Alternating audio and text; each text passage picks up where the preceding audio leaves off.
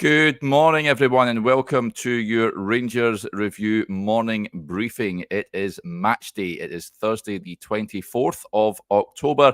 And to look ahead to tonight's game, I'm joined for the first time this week by Stevie Clifford. How's it going, Stevie? Yeah, I'm all right. Thanks, mate. I hope you're well. Hope everyone is well that is watching. It's almost the weekend.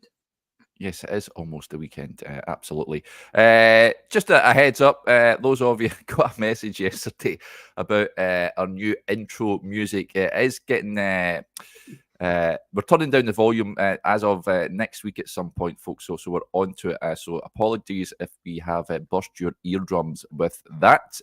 Someone messaged me yesterday saying they almost crashed their car, which we don't want.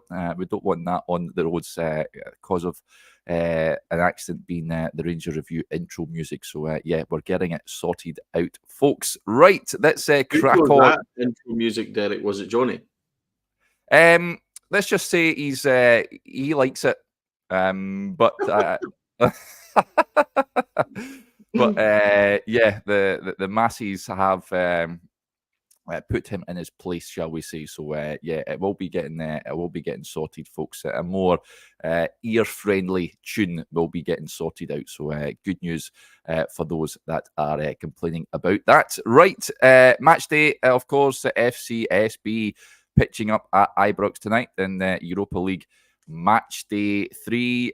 Before we talk about the big talking points from yesterday's press conference, Stevie, confident about tonight? No. First time, obviously, I've spoken to you since Sunday, Derek. I thought the performance on Sunday was disgraceful. Really, really poor, boring to watch, tedious. Looked like we had absolutely nothing about us at all. And, you know, how that can lead to confidence for tonight, I'm not sure. It's not like you can make an abundance of changes. It's not like you can do much different. So I would love to see a response. But truthfully, I think I lost a whole lot of confidence on Sunday in what was a quite frankly, a dreadful performance. So if you're asking me if I'm looking forward to tonight, then no. But we certainly need a response, and we need a performance, that's for sure, because we're only 1 or 2 results away from this going really, really badly wrong, which we can't afford to do. So let's get a big response tonight. That's the only hope. Yeah. I have concerns about tonight as well. I don't think, FCSB are a good side. They're on good form. They've won their first 2 matches in this competition. They have pace, which is a concern for me because Rangers don't. So I'm just hoping that the manager has something up his sleeve and we're not seeing similar formation, the same sort of turgid football as we've witnessed of late as well. So I hope when I head towards Ibrox tonight that I'm entertained. But yeah, I do have concerns. Let's crack on with the press conference then, because a number of questions have been raised following Clement's address to your good self, Stevie, and his response to a number of questions. A bumper press conference yesterday, 24 minutes in length. Let's get right to it then. You quizzed him on the style of play, and I've got your clip up here, so we'll play that, and then we'll get your take on it. You know as well as I do, there's a lot of anger after Sunday. One of the main complaints is Rangers' style of football. Too many long balls, too many needless passes side to side. How do you respond to accusations that this team's boring to watch? Two totally opposite things that you say there. So that's the accusation from the fans. Or sideways passing. Well, the accusation from the fans is there's too much of it and there's no attacking play and they're boring to watch. How do you respond to that? No, but what you say now, is it too many long balls or is it too many sideways passes? It can be both. It's about creating not enough chances. That's then the conclusion at the end. I agree with that in the Kilmarnock game. It was the case. In other games we created more chances, not in all the games until now, but you see also we're starting to play also with new players in that role who are just in the building. Nedim Pajrami is how long here? 4 weeks or something, 6 weeks maximum. And in the 6 weeks he's been 3 or 4 weeks away with the national team. So they're just in the building. there are other players in other clubs who come to their better level now after the first 6 months that everybody said that they were not good. So Nedim did already good things, but of course you need to create these connections on the pitch more and more to get to know each other, which moment to run, which moment to play deep, which moments to create a chance or the shot. We need to create these moments. So that's what you had to say, Stevie. I've seen it's blew up on social media, your question to the manager. I think it was a legitimate question. Got a bit prickly, of course, with it. I don't know why he's bringing up Nadim Bayrami. I get his point about players taking a bit of time to integrate into the side, but Rangers are boring. There's no doubt about it. And what did you make of his response? What did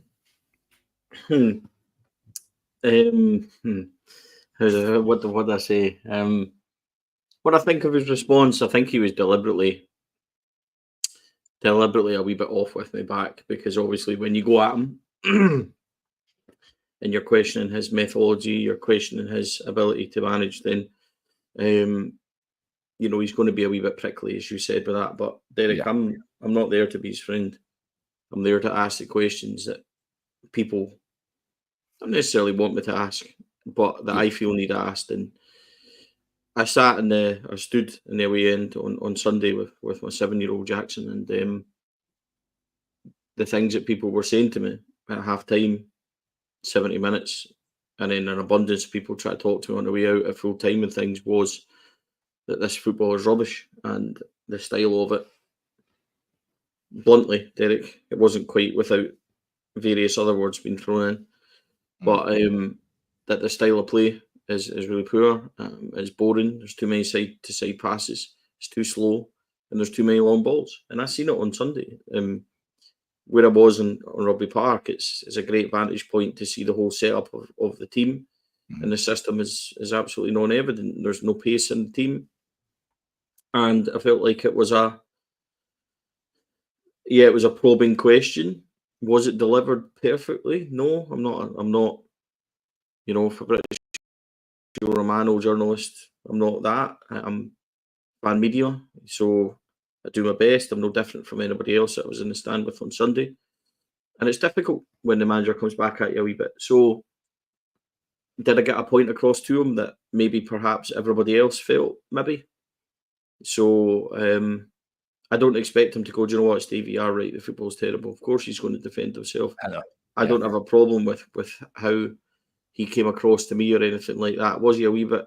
Maybe he was a wee bit, but you know, if he just sat there bluntly and took it, then fine. But I think the point was made.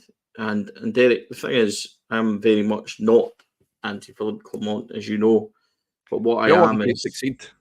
Yeah, absolutely. But what I am is I'm very anti what we saw on Sunday. It was dreadful stuff. And he spoke a lot when he first came in about lateral passing. It wasn't quite the phrase he used. We all know the phrase he used, which we won't say just in case Johnny's watching. But he spoke about lateral passing and how he was going to get rid of it. All I seen on Sunday, in fact, I think there was a period where Rangers had it for almost 2 minutes, passing it side to side at the back. Now, I get you need to move it to move the teams in front of you, but when you're moving it as slowly as we are, proper, Suter, Tav, proper, Suter, you know, boring stuff. And it really was. And then there was a couple of times where Connor Barron had it and he was breaking forward and there's none of that front four were available to pass the ball to and things like that. And then when it did get up to Dessers, the least said about that, the better.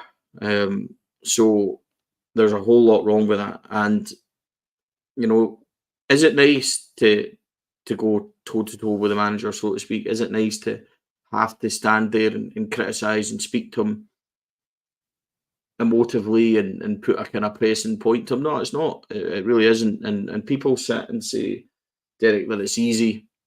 And, you know, I'd say this, I'd say that. It's very intimidating. So it is what it is. But if the point's been made and it gives him maybe a small thing to think about on behalf of what the support are possibly really thinking, because I can never claim to speak for anyone, but the majority of people who spoke to me on the way out or spoke to me at half-time and things on Sunday, these are the things that were telling me, Derek. So it is what it is. I felt like it needed to be asked. I thought Tom Lawrence handled it a wee bit better. Put the same question to him, more or less. So it is what it is. I would like to see wholesale changes tonight, but the absolute truth is that we don't have the squad and we don't have the quality. So what he's going to do to fix this tonight, I'm not sure. But we cannot put in a performance like that again and expect to win tonight, expect to win Sunday. Never mind going up to Tawdry on Wednesday. So I think the real issue with Philip Clement is, and I wrote this last week in an article for Rangers Review, which went out on Saturday morning, is that Philip Clement could never have won over the support in this little trench of fixtures. He could have given them a wee bit of hope and we could have been a wee bit more upbeat. But the very real possibility was that he could lose them. And it took 90 minutes at Rugby Park for that to happen, Derek. And you and I well know when the fans and the support get to this stage where they are, and we've seen it several times in recent years, then it's a long way back for Philippe Clement, and I think he knows that. Yeah. Can't disagree. Just incidentally, on Lawrence, his response to that question, he says, I think that's fair for the game on Sunday. I don't think it's fair for the previous games. I think we've created enough chances in previous games. On Sunday, I don't know why we perform like that, but we need to make sure we don't perform like that ever again at this club while we're here. Like I said, me being a creative player, I have to create chances, score goals. We need to be quicker. We were too lackluster, and I'm sure we'll be a lot better on Thursday night. So that's what he's had to say about that. So let's hope that Rangers are a lot quicker in their play tonight. So yeah, interesting stuff. There's a great piece on the website this morning from Chris, where he talks about another response from Clement when he was quizzed on if he's confident Rangers are still on that trajectory of improving month on month. He says for sure 200%. So a short answer from the manager, but yeah, he very much still believes Rangers are on course at this moment in time. But yeah, this certainly left a lot of people scratching their head from yesterday's press conference. And there's a point as well I wanted to raise, which I found staggering yesterday when it broke last night. Of course, Marvin Bartley was on Radio Clyde. He said, I think there's a big couple of weeks ahead when talking about Rangers. Obviously, he was given a new contract about Clement, and then I'll be honest, I was in agreement with that. From what I was hearing coming out of the dressing room, there was one or two players that had the mentality of, I'll outlast the manager. I've been in dressing rooms before, and it's very difficult for managers to turn around a club if players think that's a possibility, but they need to do more regardless of anything, regardless of what's going on behind the scenes, which is not something that you want to hear at a football club. Callum raising the point as well, saying that some astonishing comments last night. I mean, just assuming those he's speaking the truth. I've got no reason to think why he would utter that on a radio station. Stevie, if there wasn't an element of truth in it, that tells me all is not well behind the scenes. I don't think I was surprised in the slightest by it, Dick. As sad as that is, we've heard now for a number of weeks stories of unrest, gossip, which happens in Glasgow. As soon as you don't win, as soon as you go through a run like this, gossip happens, and this person this and this person that and everything else. So it doesn't surprise me in the slightest. Is it helpful? No, it's probably not. But, you know, I do have some sympathy for Philippe Clement in terms of the job that he's had to do, and I'll continue to say it. There's context to everything about the turnaround in the summer, having to lower wages and things like that, and all that's true. And all that is absolutely true, Derek. And I think that possibly we've been a bit unkind to him. However, that all stops when the product in the park is dreadful, and you're not seeing anything.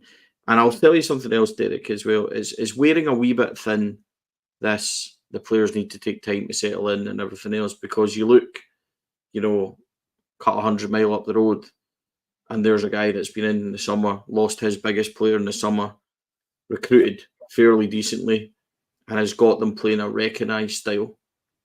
And that argument from Philip Clement about Nadim Bayrami and all this nonsense, sadly, it's wearing a bit thin, Derek. Yes. So, and just like yesterday's press conference, it'd be interesting to see if we had a Malmo counter, the amount of times you mentioned that. Malmo is the outlier of this season for Philippe Clement.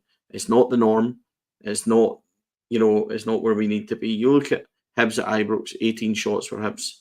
You look at Dundee United away, coming extremely close a couple of times, but ahead of the shot that just went wide. They could easily have sneaked a point. Hibs could easily have got points. Dwight Gale, I think, had that header with 5 minutes left. So this isn't, and they're just recent games. But we've scored 1 goal away from home in the league. You know what I mean? Tynecastle, 0-0. Parkhead, a training match for them. If we can go to Parkhead and go through the motions, and we were super for 10 minutes. Give us a 10-minute cup then, Philippe. But, Aberdeen go 2-0 down and storm back. And I don't buy this nonsense of we need to wait and, it needs time and we'll be better in October, November. Now we'll be better a couple of months later and stuff like that. Derek, it's tiresome. And I think that's the problem. When you're as bad as what you were on Sunday, then I think that's a huge knock on anyone's confidence that we can turn it around. And by the way, let me just nail this here and now. It's not all Philip Clement. Those players have a responsibility, and it's the first time on Sunday I've watched them. And Tom Lawrence was asked yesterday, Derek, I don't know if you've got his answer to hand, but he was asked yesterday if the players care. And that's a very valid question, because there was a lot of us on Sunday, and that's what people were saying to me as well, that these players don't care and they're not trying. And it's the first time on Sunday that I've watched them in a very long time and thought to myself, they're going through the motions. And there's a couple of players that will pick out. Cyril Dessers for one, Mohamed Diamandi's another. Bayrami looked miles within himself. Czerny looked like he didn't have any kind of confidence. Tom Lawrence spent 90 minutes doing what Tom Lawrence does, which is hiding in the best possible fashion. So there's a lot of players in there that need to have a good look at themselves and ask themselves whether or not, from captain right forward, asking themselves whether or not they're giving their best. Because it's all right blaming Philippe Clement and this and that, but the attitude of some of those players on Sunday, you will never ever convince me that they were given 100% for this club on Sunday afternoon, because the attitude, effort, desire just was not there. And I'll not forgive that, as much as I might be angry at the manager for tactical things and the way we're playing and everything else. After they go out in the white line, Derek, it's up to the players to perform, put in a shift, and at least show some desire. We showed absolutely nothing on Sunday. Absolutely nothing at all. And it's not good enough. It's frankly not good enough. That was alarmingly evident on Sunday. It looked like a team that weren't playing for the manager and didn't have it's a formation and a style of play that doesn't suit them either. Rangers should be performing much better than they are at this moment and in time. I don't think anyone would disagree with that. Just incidentally, on Lawrence's answer to the question that was posed to him, one of the things that's been said is the players don't care enough. Yeah, definitely we care a lot. We were with the fans after the game on Sunday, and it hurts a lot because we don't want that. Fans don't want it. No one wants it. Like I said, we need to put in a performance tomorrow night. So that is what you had to say about that. There's a point coming in as well. George Higgins says, question to both of you, at what point did the board act and change the manager? I don't think he's going anywhere at this moment in time. The board are well on board with Philip Clement. Did touch on this, I think, in previous videos. Rangers still need to get their house in order off the field before we look on the pitch. So even if they get beat tonight, God forbid they get beat on Sunday. Wednesday is the one we're looking towards as well, Stevie. The potential of going 9 points behind Aberdeen in second. Do you think a decision may be made then, perhaps, or Oh, Soldier on. We're in this for the long haul. By who? I know. What board? Yeah. The same board that didn't want to be chairman and put somebody else in charge. And I'll not criticise John Gilligan or George Latham because they're very good people.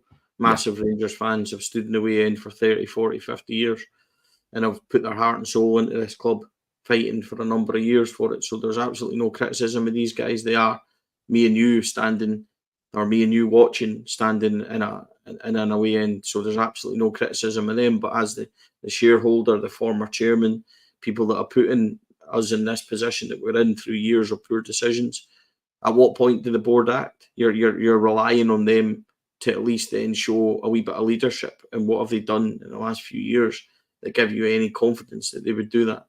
So we're in a status quo at this moment in time, and they'll be sitting hoping and praying that they don't have to act.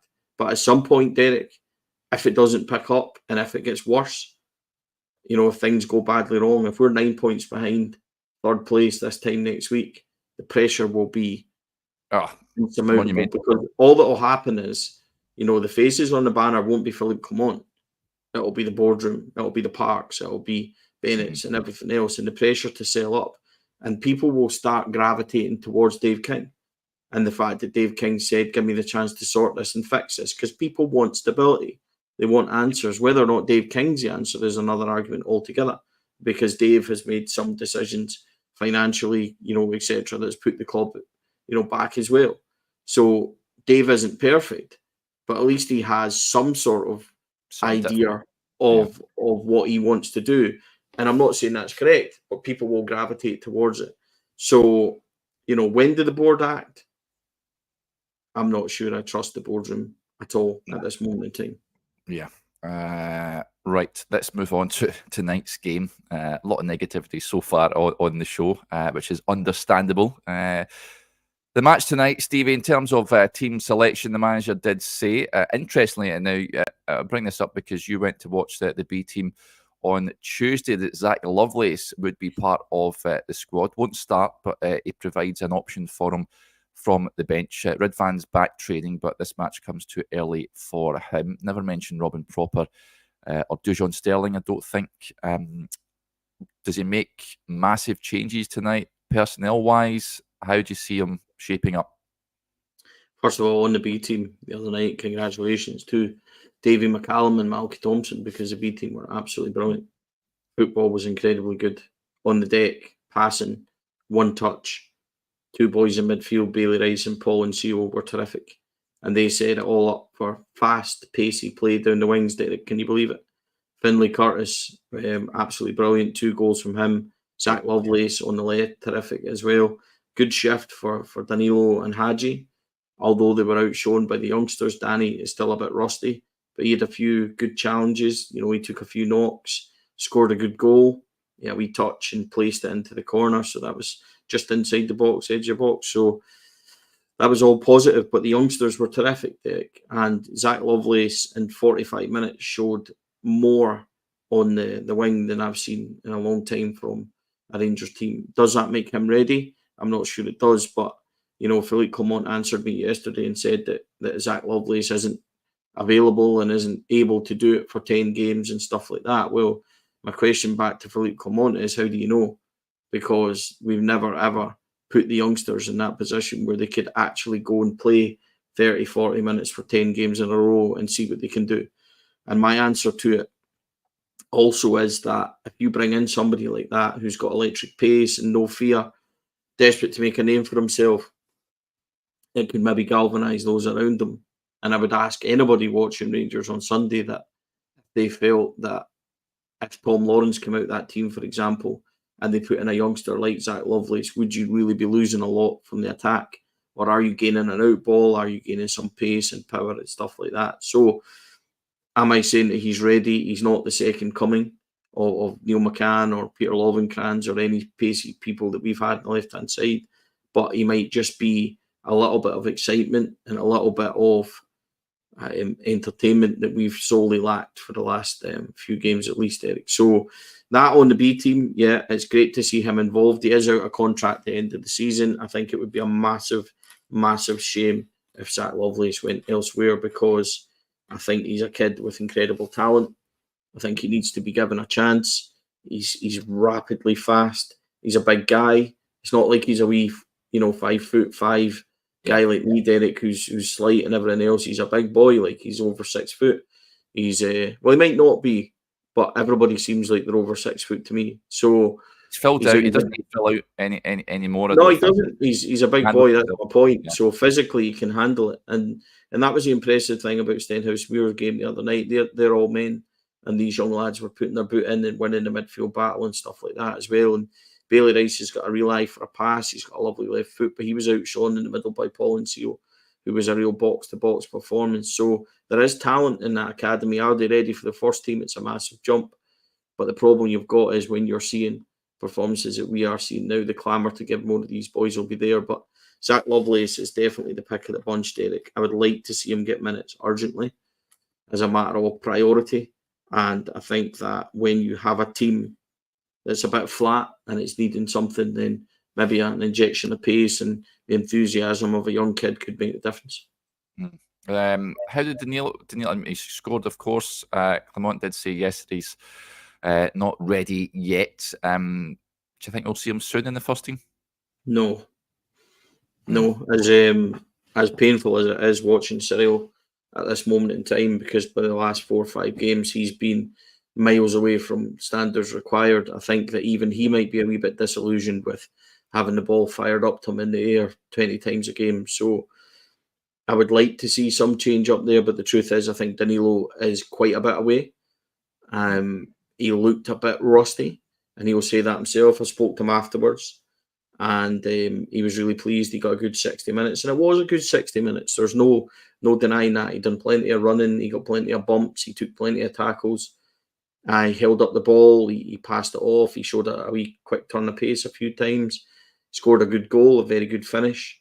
And in the second half, he had the great dummy, which Finlay Curtis almost got onto, and then he went through as well. Tried to kind of poke it past the goalie, and the goalie made a good save. So he was certainly involved, Derek, from a worthwhile run-out point of view. It was a really good 60 minutes, mate, and I'm really happy for him.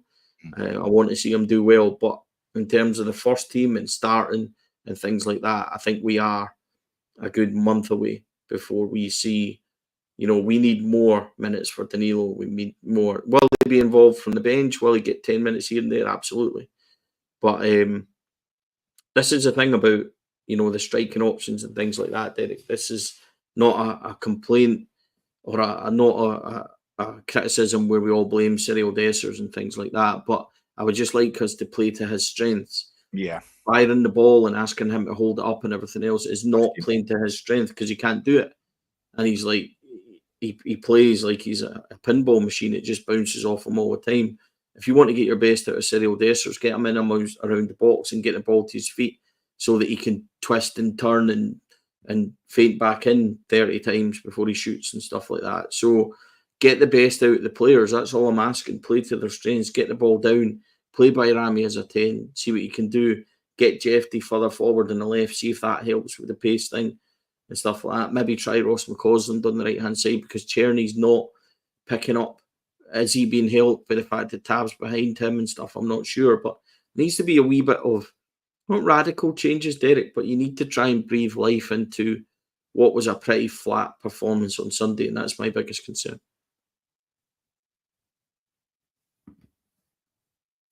Yep, I just fell away there. My Wi-Fi, the dreaded Wi-Fi icon came up on my screen. So apologies, folks. I just dipped out of the show there. But yeah, bang on, Stevie. Yeah, it'll be intriguing to see what team the manager selects this evening. I want to see changes. I want to see a change-up information. Do I expect to see that? No, I'm not entirely sure we will. But big match tonight, Stevie. Prediction-wise, how do you see it going?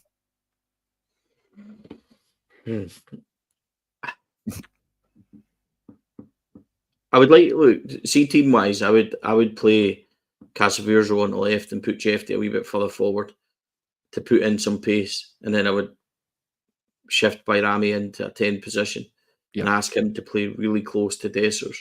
Now, there's nobody else apart from Cyril, and he is the only one. Even on Sunday, he was the only one that looked like he might be scoring goals. And hit the bar, obviously shot from outside the box and stuff like that. It wasn't good enough.